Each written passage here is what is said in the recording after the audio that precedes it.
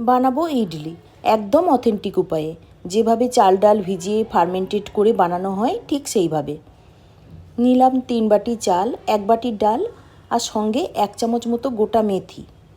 এগুলোকে জলে 3-4 বার করে পরিষ্কার করে ধুয়ে নিলাম। তারপর এটাকে 6-7 ঘন্টার জন্য ভিজিয়ে রেখে দিলাম। এটা আমি রাত্রিবেলা ভিজিয়ে রেখেছিলাম। তারপর সকালবেলা এটা একদম ভিজে গেছে, ফুলে উঠেছে আর নরমও হয়ে গেছে।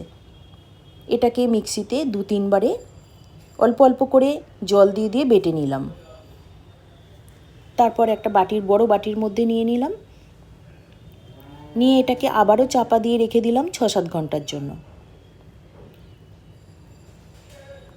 একদম এটা বেশ ফুলে উঠবে ফার্মেন্টেড হয়ে। তারপর যতটা লাগবে এটা আমি একটা বাটির মধ্যে নিয়ে নেব।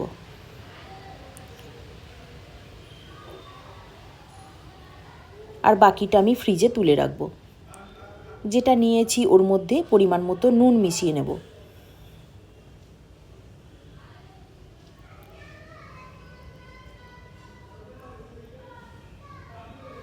তারপর এটা একটা বড় থালার মধ্যে আমি বসাবো। আমি আলাদা আলাদা করে ছোট ছোট ছাঁচে আর বসাইনি, একবারে একটা বড় ইডলি তৈরি করছি।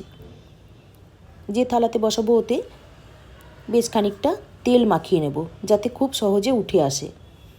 তারপর যে ব্যাটারটা পুরোটা নিয়েছি ওটা ঢেলে দিলাম, দিয়ে ওটা জলের ভাপে বসিয়ে দিলাম মিনিট 15-এর জন্য। মোটামুটি 12 থেকে 13 মিনিটের মধ্যেই এটা তৈরি হয়ে যাবে।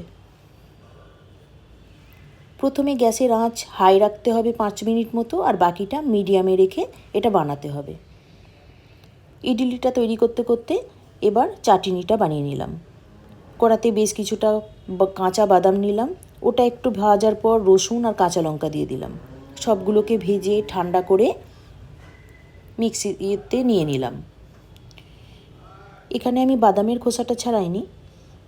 তারপর ওর মধ্যে দিয়ে দিলাম বেশ কিছুটা নারকেল কোড়া, টক দই, ধনেপাতা, নুন, চিনি, গোটা জিরে আর সাদা তিল।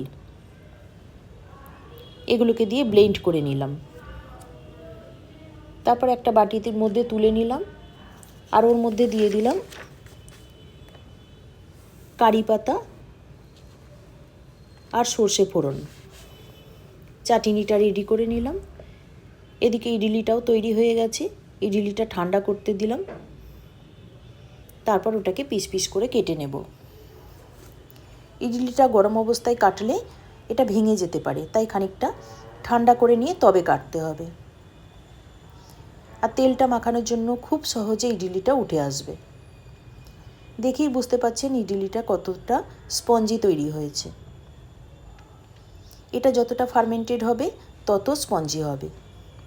তারপর একটা ডিশের মধ্যে চাটনি দিয়ে সার্ভ করলাম। কতটা স্পঞ্জ হয়েছে দেখেই বুঝতে পারছেন। বানিয়ে জানাবেন কেমন লাগলো। আর ভালো লাগলে অবশ্যই লাইক, শেয়ার, কমেন্ট করবেন।